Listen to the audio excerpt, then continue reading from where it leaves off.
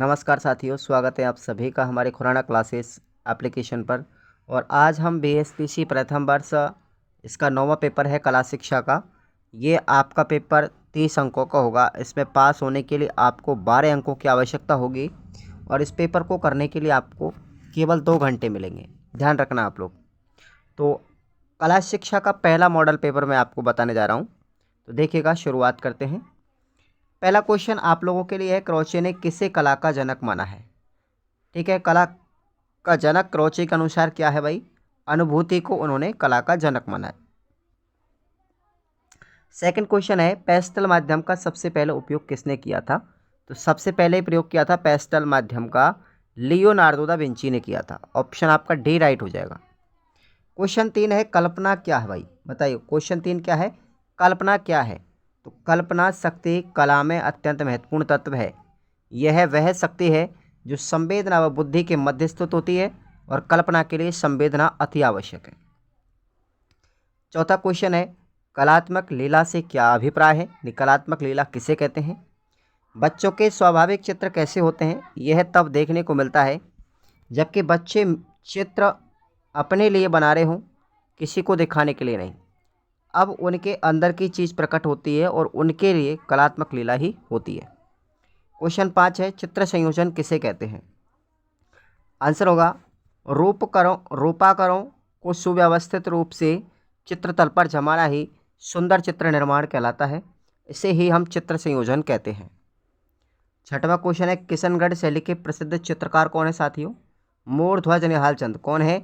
मूर्ध्वज निहाल चंद। और इनको हम नागरी दास के नाम से भी जानते हैं, ध्यान रखना, नागरी दास भी इनको कहते हैं। अगला क्वेश्चन है, भारतीय कला को संस्कृति का सेतु क्यों कहा जाता है? इसका आंसर होगा, हमारी पारंपरिक कलाएं भारत की बहुरंगी संस्कृति का प्रतिनिधित्व करती हैं, इसलिए भारतीय कला को संस्कृति का सेतु कहा जाता है। भारतीय कला शिवम वैश्वंदरम की भावनाओं से साक्षात्कार करवाती है। कला के कई प्रतीक कल्याण या मंगल के सूचक हैं, जैसे स्वास्तिक, चंद्रमा, कमल आदि। आज भी हमारे घरों में ब्याह सगाई, तीज त्योहार के अवसरों पर इनका अंकन किया जाता है। हमारे यहाँ कई आधुनिक कलाकारों ने भी अपनी अभिव्यक्ति दी है। अथवा में आपका क्वेश्चन है साथियों, इंपॉर्टेंट है जो, ललित कला तथा उपयोगी कला में क्या अंतर है? स्पष्ट कीजिएगा। यह आपके यूनिट नंबर 1 का क्वेश्चन है, जरूर पढ़ के जाएंगे इसको। क्वेश्चन आता है हमारा 8वां, कला के प्रमुख उद्देश्य लिखिए। तो कौन कौन से उद्देश्य हैं? पहला है, कला शिक्षा के माध्यम से बच्चों के व्यक्तित्व विकास हेतु उनके चरित्र, सामाजिक बोध, सौंदर्य बोध का विकास करना है। दूसरा है, कला शिक्षा से बच्चों के जीवन को प्रभावित करते हुए उनके आसपास के वातावरण, प्रकृति से जुड़ाव व सृजन की ओर उन्मुख करना है। तीसरा है, कला शिक्षा द्वारा बच्चों में सौंदर्यपरक संवेदनशीलता व मौलिक अभिव्यक्ति का विकास करना होता है। तो ये हमारे कला के उद्देश्य हुए। अथवा में प्रश्न है आपका, कला शिक्षण विधियों के चयन के समय कौन कौन सी बातें ध्यान रखनी चाहिए, इनका आपको वर्णन करना है। तो ये आपका यूनिट नंबर 2 का प्रश्न होगा। अगला प्रश्न है आपका 9वां, रेखाओं के 3 प्रकार बताते हुए उनके प्रभाव भी बताइए। तो रेखाएं मैं 3 बता रहा हूँ, 3 रेखाओं के नाम बता रहा हूँ। पहली है हमारी खड़ी रेखा। यह रेखा धरातल पर सीधी ऊपर की ओर खींची जाती है, इस तरीके से। ठीक है, ये हमारा धरातल है तो इस पर यूं खींची जाएगी। और यह जो खड़ी रेखा है, ये शक्ति, स्थायित्व, दृढ़ता तथा निश्चय के भाव को दिखाती है। उसके बाद है क्षैतिज रेखा। यह धरातल पर इस तरीके से सीधी पड़ी रहती है और यह रेखा शांत, निश्चित तथा विश्राम आदि के भाव को दर्शाती है। और तीसरी रेखा है तिरछी, ये वाली, इस तरीके से। ये धरातल है हमारा, तो ये इस तरीके से एक क्षैतिज से कोण बनाती है। यह 80 डिग्री से कम तथा 100 डिग्री से अधिक होती है। 80 से कम होती है, 100 से अधिक। ये रेखा अस्थिरता, वेग आदि के भाव को दर्शाती है। अगला क्वेश्चन है आपका, वर्ण प्रभाव से क्या अभिप्राय है? विभिन्न वर्ण प्रभावों का उदाहरण सहित वर्णन करो। तो ये प्रश्न आपका यूनिट नंबर 3 में मिलेगा, जरूर पढ़ के जाएंगे। अब बात करते हैं, अगला क्वेश्चन है, संगीत में कौन कौन सी विधाएं आती हैं, चर्चा कीजिए। तो संगीत में 3 विधाएं आती हैं। पहली है हमारी गायन, शास्त्रीय रूप, सुगम रूप तथा लोक संगीत के रूप में ये विकसित हो रही है, गायन शैली। दूसरी है वादन, एकल वादन, वृंदावन, अनुगामी वादन, ये तीनों रूप हैं वादन शैली के। और तीसरा है नृत्य शैली, ठीक है, नृत्य विधा, शास्त्रीय नृत्य, सुगम नृत्य एवं लोक नृत्य नृत्य रूपों में ये विकास उन्मुखी है। अथवा में प्रश्न है आपका, कोमल तीव्र किसके स्वर हैं? कोमल स्वर और तीव्र स्वर ये किसके प्रकार हैं? ठीक है, ये स्वरों के प्रकार हैं। इनके भेद को समझाते हुए स्वरों को चिन्हित भी कीजिए। तो ये आपका यूनिट नंबर 4 में मिलेगा क्वेश्चन। अगला प्रश्न है 11वां, गांधार शैली के विषयों का वर्णन कीजिए। इस शैली में भगवान बुद्ध की जन्म जन्मांतरों की कथाओं, जातक कथाओं का तथा ऐतिहासिक विषयों का अंकन मिलता है। इसमें माया देवी का स्वपन तथा गर्भधारण, बुद्ध का जन्म, यशोधरा से विवाह, महाविनिष्क्रमण, तपश्चर्या, राजसी दृश्य, धातु पूजा, त्रिरत्न पूजा, धर्मचक्र, परिप्रवर्तन आदि दृश्यों का अंकन किया गया है। गांधार शैली पूरी बुद्ध पर टिकी हुई है। अथवा में प्रश्न है, सिंधु घाटी सभ्यता को एक विकसित सभ्यता क्यों कहा जाता है? समझाइए। ये प्रश्न आपका यूनिट नंबर 5 में मिलेगा, जरूर पढ़ के जाए। अगला प्रश्न है हमारा 12वां, राजस्थानी चित्रशैली की 4 विशेषताएं।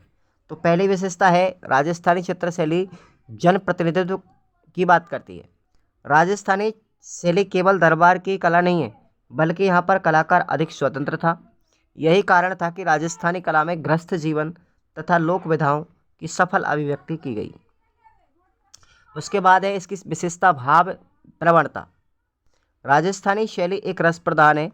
भावनाओं के मनोवैज्ञानिक चित्रांकन के साथ राधा कृष्ण की मूर्ति, माधुर्य भावना का विस्तृत व गहनतम चित्रण इस शैली की प्रमुख विशेषता है। और तीसरी है विषय विविधता। राधा कृष्ण की विभिन्न कलाओं, विभिन्न कथाओं, कृष्ण लीलाओं, सामाजिक उत्सवों, दरबारी चित्रण या जीवन, शिकार, राजा रानियों का चित्रांकन, लोक कथाओं का चित्रांकन इसमें हुआ है। और चौथी विशेषता है संयोजन। चित्र संयोजन में समग्रता के दर्शन होते हैं। चित्र में अंकित वस्तुएं विषय से संबंधित रहती हैं और उनका अनिवार्य महत्व होता है। संयोजन में केंद्र का विषय ध्यान रखा जाता है और संयोजन सजीव व संगत होता है। अथवा में आपका प्रश्न है इसमें, मध्यकाल संगीत का स्वर्णकाल कहा जाता है। इस कथन पर अपने विचार लिखिएगा। मध्यकाल को स्वर्णकाल, संगीत का स्वर्णकाल क्यों कहते हैं? तो ये आपको यूनिट नंबर 5 में मिलेगा। अब हम आते हैं 13वें प्रश्न पर, मृण शिल्प बनाते समय कौन कौन सी सावधानियां रखनी चाहिए? पहला देखेंगे, पहली सावधानी, सबसे पहले अभ्यर्थियों को स्वतंत्र अभिव्यक्ति हेतु प्रोत्साहन करना। नकल करने से बचाने के लिए शिक्षक की महत्वपूर्ण भूमिका होती है। दूसरा है, मृणशिल्प बनाने की प्रक्रिया के मध्य समय समय पर शिक्षक शिल्प बनाते समय मार्गदर्शन करें तथा तकनीकी प्रदान करें। तीसरा है, मिट्टी को अधिक गीला नहीं करें और ना ही अधिक टाइट करें, सख्त करें। अधिक गीली हो जाने पर उसमें थोड़ी सी सूखी मिट्टी मिला लें और पुनः उसको गूंथ लें। मिट्टी बनाने के बाद उसे किसी गत्ते या लकड़ी के पट्टे पर रख कर के छाया में सुखाएं। पांचवा काम करेंगे, कभार कम ओभार वाले शिल्प या म्यूरल किसी गत्ते या प्लाई हार्डबोर्ड पर बनाने से उसे एक स्थान से दूसरे स्थान पर ले जाने में आसानी भी होती है। शिल्प सूखने के बाद अगर उसे हल्की सी दरार पड़ जाती है तो दरारों को गीली मिट्टी लगा करके उस पर पानी का हाथ घुमा करके सूखने के लिए रख दें। सातवां है, पूर्ण रूप से सूखने के बाद ही शिल्प को संभव हो सके तो चूल्हे या सिगड़ी में डालकर भी पका लें। अथवा में आपका प्रश्न है, कला सीखने के मूल तत्व कौन कौन से हैं? ये प्रश्न आप लोग जरूर पढ़ के जाएं, कला के मूल तत्व। ठीक है भाई, यूनिट नंबर 3 में मिलेगा। अगला प्रश्न है आपका 14वां, लय तथा ताल से क्या संबंध है? लय के प्रकारों का वर्णन कीजिए। तो सबसे पहले हम लय को देखेंगे। कला मूल स्वरूप लय है। कला का मूल स्वरूप क्या है? लय। कलाकार अपने अंतर में उद्भृत लय को अपनी रचना के माध्यम से प्रस्तुत करता है। ताल में एक मात्रा से दूसरी मात्रा के बीच के अंतराल को हम क्या कहते हैं? लय कहते हैं। जैसे धड़कन की सुइयाँ, घड़ी की सुइयाँ, हृदय की धड़कन, घड़ी की सुइयाँ भी निश्चित लय से गति करती हैं। लय 3 प्रकार की होती है। एक तो है हमारी पहली विलंबित लय। जिस लय की गति और चाल बहुत धीमी होती है उसे विलंबित लय कहते हैं, जैसे घड़ी की घंटे की सुई। उसके बाद है मध्य लय, जिस लय की चाल विलंबित लय से तेज तथा द्रुत लय से कम होती है, यानी मध्यम चलती है, जैसे घड़ी की मिनट वाली सुई। ठीक है। और एक है सबसे सुपरफास्ट द्रुत लय, जिसकी चाल कैसी होती है, मध्य लय से दुगनी और विलंबित लय से चौगुनी होती है, द्रुत लय कहलाती है, सुपर फास्ट कहलाती है। ये बिल्कुल इसकी तुलना हम घड़ी की सेकंड की सुई से कर सकते हैं। अब बात करते हैं इसमें ताल। लय एक प्रवाह है जिसे नियमित रखने और सीमा प्रदान करने के लिए ताल आवश्यक है। वास्तव में लय की महत्ता ताल द्वारा ही प्रकट होती है। ताल लय का ही विकसित रूप है। तालें विभिन्न मात्राओं के समूह बनती है, जैसे 6 मात्रा की दादरा ताल, 8 मात्रा की कहरवा ताल, 10 मात्रा की झप ताल, 16 मात्रा की 3 ताल आदि, जिन्हें अलग अलग नामों से पहचाना जाता है, जैसे धमार, दीपचंदी, रूपक, तीव्रा आदि। अथवा में प्रश्न है इसका कि नाटक की विभिन्न विधाओं का उल्लेख कीजिए। तो ये प्रश्न आपको यूनिट नंबर 4 में मिलेगा। अंतिम प्रश्न है आपका, कांगड़ा शैली के उद्भव तथा विकास पर टिप्पणी लिखिए। कांगड़ा शैली के बारे में देखिए। कांगड़ा शैली का उद्भव। कांगड़ा शैली से हमारा परिचय लगभग 1780 ईस्वी में होता है। कांगड़ा शैली राजा संसार चंद्र, जो 1775 से 1883 23 तक रहे, उसके समय पर चरमोत्कर्ष पर पहुंच गई थी। संसार चंद्र साहित्य प्रेमी, कला की प्रेरणा तथा संगीत के पारखी थे। इस समय कांगड़ा शैली के विकास के 3 कारण थे। पहला कारण था कि संसार चंद्र के रूप में एक कला पारखी कांगड़ा की गद्दी पर बैठा था। ये बहुत खतरनाक, बहुत अच्छा विद्वान था ये, तो इस वजह से विकास हुआ। इसी समय पर राजाश्रय की अपेक्षा उच्च कलाकार उनके दरबार में उपस्थित भी हुए। और तीसरा कारण था कि कांगड़ा का अनुकूल जो वातावरण था वो पर्वतीय क्षेत्र था, इस वजह से वो विकसित हुई थी। कांगड़ा शैली के 3 केंद्र थे। पहला था गुलेर, दूसरा था नूरपुर और तीसरा था तीरा सुजानपुर। ये 3 केंद्र थे कांगड़ा शैली के। कांगड़ा शैली को प्राश्रय देने वाले राजा कौन कौन हुए, जिन्होंने आश्रय दिया था कलाकारों को? हमीर चंद्र। कौन है? हमीर चंद्र, अभय चंद्र, घमंड चंद्र, संसार चंद्र आदि। ये सभी कटोच वंश के राजा थे। कांगड़ा शैली के चित्रकारों की बात करें हम, कांगड़ा शैली के प्रमुख चित्रकारों में आता है मानकू, खुशाला, किशनलाल, बशिया, बरखू आदि के नाम उल्लेखनीय है। इसी प्रकार शिवराम चित्रकार का परिवार भी गुलेर होता हुआ कांगड़ा पहुंच गया। गुलेर में रहता, फिर कांगड़ा आया।